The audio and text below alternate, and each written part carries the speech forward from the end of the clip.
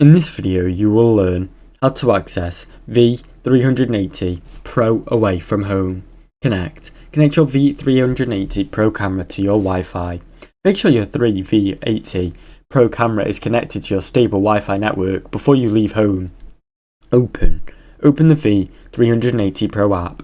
Launch the V380 app on your smartphone and sign in with your registered account details. Enable remote access in settings. Go to camera settings, advanced setting, and ensure remote access or cloud access is enabled. Link the camera to your account. Make sure your camera is bound to your 360V account. If not, scan the QR code on your camera to rebind it to your account. Use mobile data or another Wi-Fi network. When away from home, connect your phone to mobile data or another Wi-Fi network to access the camera feed remotely. View the live feed. Open the camera on the app's home screen.